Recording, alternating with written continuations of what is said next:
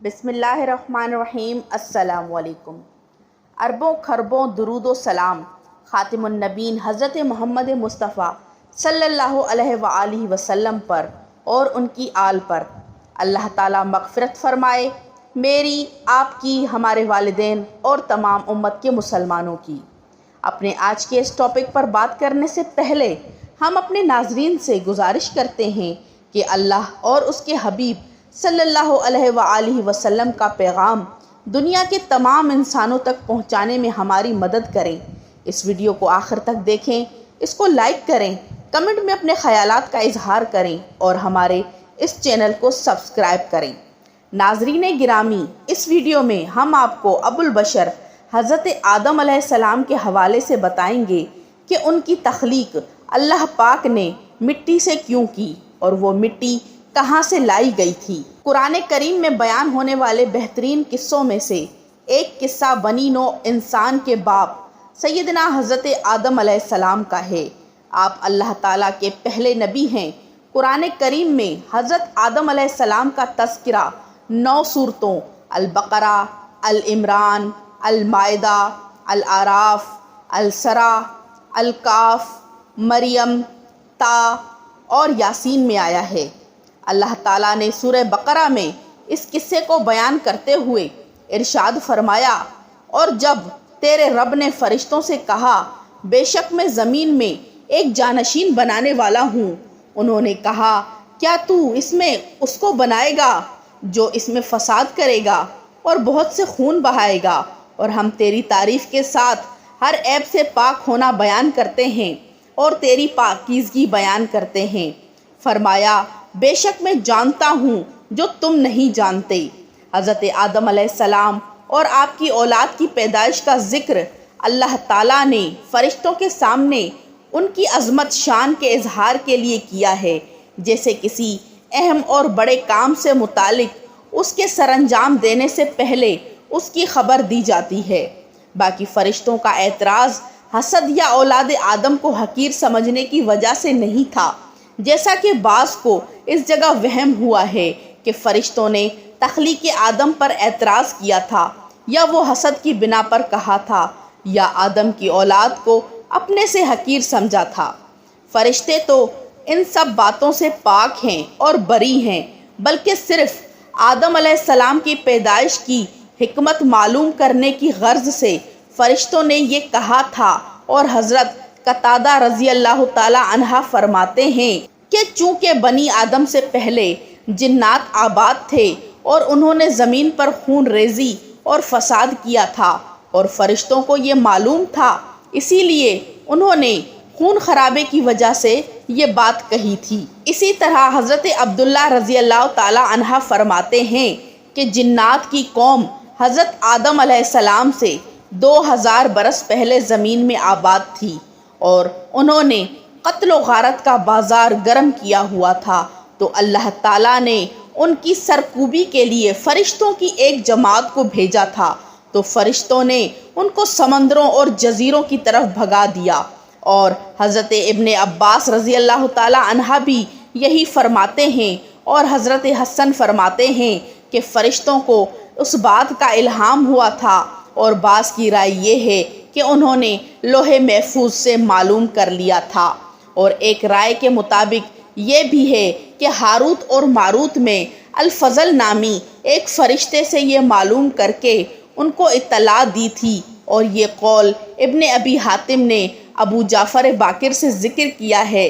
और ये भी कहा गया है कि फ़रिश्तों ने ये बात इसलिए कही थी कि उनको मालूम था कि मिट्टी से पैदा करदा आम तौर पर इसी कैफियत व हालत में होता है।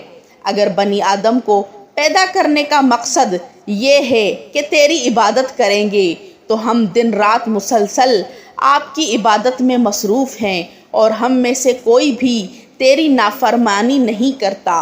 तो इस जवाब में अल्लाह ताला ने इरशाद फरमाया, जिसका मफ़हूम है कि उनके पैदा करने की हिकमत व मसलहत मुझे मालूम है, तुम इससे बेखबर हो। वो हिकमत ये थी कि इनमें अम्बिया और रसूल अलैहिस्सलाम और सिद्दीक़ शुहदा और सलाहा पैदा होंगे। नाज़रीन, ایک روایت کے مطابق تخلیق آدم کے لیے مٹی زمین سے منگوائی گئی۔ زمین نے جب کئی بار فرشتوں کو مٹی دینے سے انکار کیا تو اللہ تعالیٰ نے ملک الموت اسرائیل علیہ السلام کو مٹی لینے کے لیے زمین پر بھیجا۔ وہ سیاہ، سرخ اور سفید رنگ کی مٹی لے کر اللہ تعالیٰ کے حضور حاضر ہوئے۔ یہی وجہ ہے کہ نوح انسانی مختلف رنگوں میں بٹی ہوئی ہے۔ اللہ تعالیٰ کی طرف سے لفظ آدم کی وضاحت تسمیہ یہی ہے کہ اس نے اسے عدیم زمین سے بنایا، پھر اس مٹی کا غارہ تیار کیا گیا جس میں مدتوں خمیر اٹھتا رہا حتیٰ کہ سب اجزاء باہم پیوست ہو گئے۔ یہ عمل 40 سال ہوتا رہا، پھر 40 سال اسے ایسے ہی چھوڑ رکھا تاکہ اس میں فطری طور پر جو تغیر و تبدیلی رونما ہونی ہے وہ ہو جائے۔ پھر اس مٹی سے اللہ تعالیٰ نے آدم کا پتلا بنایا، لیکن اس میں روح نہیں پھونکی اور 120 سال یوں ہی رہنے دیا، اور بعض اقوال کے مطابق یہ مدت بھی 40 سال تھی۔ یعنی کچھ روایات کے مطابق گارے سے پتلے تک کی مجموعی عمر 120 سال اور بعض کے مطابق 200 سال تھی۔ یہ پتلا سوکھی، کھنکھنی یعنی بچتی ہوئی ٹھیگرے جیسی مٹی کا تھا، لیکن اس سے دلکش اور حسین و جمیل شکل و صورت عطا کی گئی۔ پھر اللہ تعالیٰ نے اس جسد خاکی میں روح پھونکی۔ کہا جاتا ہے کہ روح نے ابتدا میں اندھیرے پتلے کے اندر جانے سے انکار کر دیا، تب اللہ تعالیٰ نے روح سے وعدہ کیا کہ ایک ممکنہ مدت اس خاکی پتلے کے اندر گزارنے کے بعد اسے واپس بلا لیا جائے گا۔ چنانچہ یہی وجہ ہے کہ مرنے کے بعد ہر انسان کی روح واپس آسمانوں کی طرف پرواز کر جاتی ہے۔ تاہم یہ اور ذہن نشین رہے کہ انسان کی پیدائش کے وقت روح عالم ارواح سے آتی ہے اور مرنے کے بعد عالم برزخ میں چلی جاتی ہے۔ ناظرین، چونکہ حضرت آدم علیہ السلام کو تمام زمین کے جمع شدہ مٹی سے پیدا کیا گیا تھا، اس لیے آپ کی اولاد کی رنگت بھی ایک دوسرے سے مختلف ہے۔ سیدنا ابو موسیٰ اصلی رضی اللہ تعالی عنہ فرماتے ہیں کہ رسول اللہ صلی اللہ علیہ وآلہ وسلم نے ارشاد فرمایا، جس کا مفہوم ہے اللہ تعالیٰ نے آدم علیہ السلام کو تمام زمین سے جمع شدہ مٹھی بھر خاک سے پیدا فرمایا، اسی لیے آدم علیہ السلام کی اولاد بھی مٹی کی طرح مختلف ہے۔ رنگت کے اعتبار سے کوئی ان میں سرخ، کوئی سفید، کوئی سیاہ اور کوئی درمیانی رنگت والا۔ طبیعت کے اعتبار سے کوئی نرم ہو، کوئی سخت مزاج اور کوئی درمیانی طبیعت والا، اور عمل کے اعتبار سے کوئی انتہائی خبیث، کوئی بہت اچھا اور کوئی درمیانی طبیعت والا۔ اس روایت کو مسند احمد میں بیان کیا گیا ہے۔ سیدنا ابو ہریرہ رضی اللہ تعالی عنہ فرماتے ہیں کہ رسول اللہ صلی اللہ علیہ وآلہ وسلم نے فرمایا، جس کا مفہوم ہے بلا شبہ اللہ عز و جل نے تمہیں ایمان و اسلام سے معزز بنایا ہے اور تم سے جاہلیت کی نخوت اور باپ دادا پر فخر کو دور کر دیا ہے۔ آدمی دو قسم کے ہیں، صاحب ایمان متقی یا فاسر اور بدبخت۔ تم سب آدم کی اولاد ہو اور آدم مٹی سے تھے۔ لوگوں کو قومی نخبت ترک کرنا پڑے گی، وہ تو کفر و شرک کے سبب جہنم کے کوئلے بن چکے، ورنہ یہ قوم پر تکبر کرنے والے اللہ کے ہاں گندگی کے کالے کیڑے سے بھی ذلیل ہوں گے، جو اپنی ناک سے گندگی کو دھکیلتا پھرتا ہے۔ اس روایت کو ابو داؤد میں قلم بند کیا گیا ہے۔ صحیح مسلم کی ایک روایت کے مطابق سیدنا ابو ہریرہ رضی اللہ تعالی عنہ فرماتے ہیں کہ رسول اللہ صلی اللہ علیہ وآلہ وسلم نے میرا ہاتھ پکڑا اور فرمایا، اللہ نے مٹی یعنی زمین کو ہفتے کے دن پیدا کیا اور اس میں پہاڑوں کو اتوار کے دن پیدا کیا، درختوں کو اس میں پیر کے دن پیدا کیا، بری چیزوں یعنی ظلم و تاریکی وغیرہ کو منگل کے دن، نور یعنی اعلیٰ و پاکیزہ چیزوں کو بدھ کے دن، اور جاندار چیزوں کو جمعرات کے دن پیدا کر کے اس میں پھیلا دیا، اور حضرت آدم علیہ السلام کو آخری مخلوق کے طور پر جمعے کے دن آخری گھڑیوں میں عصر اور رات کے درمیان کی کسی گھڑی میں پیدا فرمایا تھا۔ ناظرین گرامی، قرآن کریم کی سورہ حجرات میں حضرت آدم علیہ السلام کی پیدائش کے حوالے سے اللہ تعالیٰ ارشاد فرماتا ہے، اور ہم نے انسان آدم کو کھنکھناتے کارے سڑے ہوئے گارے سے پیدا کیا ہے، اور جان یعنی جنوں کے باپ کو ہم نے اس سے پہلے ہی آگ سے پیدا کیا۔ اور جب تیرے رب نے فرشتوں سے فرمایا کہ بے شک میں آدمی کو کھنکھناتی سڑے ہوئے کیچڑ سے پیدا کرنے والا ہوں، بس جب میں اس کو پورا بنا لوں اور اس میں اپنی پیدا کی ہوئی روح پھونک دوں، اس کے لیے سجدے میں گر جانا۔ پھر جب فرشتوں نے سجدہ کیا مگر ابلیس نے انکار کیا تو وہ سجدہ کرنے والوں کے ساتھ شریک ہو۔ اللہ تعالیٰ نے ابلیس سے کہا، ابلیس تو سجدہ کرنے والوں میں شریک کیوں نہ ہوا؟ اس نے کہا کہ میں انسان کو سجدہ نہیں کر سکتا جس کو تو نے بجنے والی کالی بدبودار مٹی سے پیدا کیا ہے۔ اللہ تعالیٰ نے فرمایا تو نکل جا، تو راتا ہوا ہے، اور بے شک قیامت کے دن تک تجھ پر لعنت ہے۔ اس نے کہا کہ اے میرے رب، مجھے اس دن تک مہلت دے دے جب لوگ دوبارہ اٹھائے جائیں گے۔ اللہ تعالیٰ نے فرمایا تو معلوم دن تک مہلت دیے ہوئوں میں سے ہے۔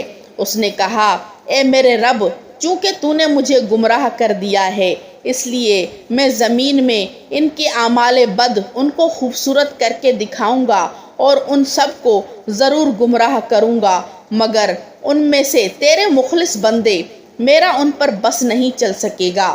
اللہ تعالیٰ نے فرمایا یہی مجھ پر سیدھا راستہ ہے، بے شک میرے بندوں پر تیرے لیے کوئی غلبہ نہیں ہوگا، مگر وہ گمراہ لوگ جو تیری پیروی کریں گے ان پر تیرے بہکاوے کا اثر ہوگا، اور بے شک ان سب کے لیے جہنم کا وعدہ ہے۔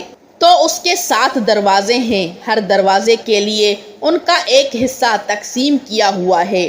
اسی طرح قرآن کریم کی سورہ الحشر میں ارشاد ربانی ہے، اور جب تیرے رب نے فرشتوں سے کہا بے شک میں ایک بشر، ایک بجنے والی مٹی سے پیدا کرنے والا ہوں جو بدبودار سیاہ کیچڑ سے ہوگی، تو جب میں اسے پورا بنا سکوں اور اس میں اپنی روح سے پھونک دوں تو تم اس کے سامنے سجدہ کرتے ہوئے گر جاؤ۔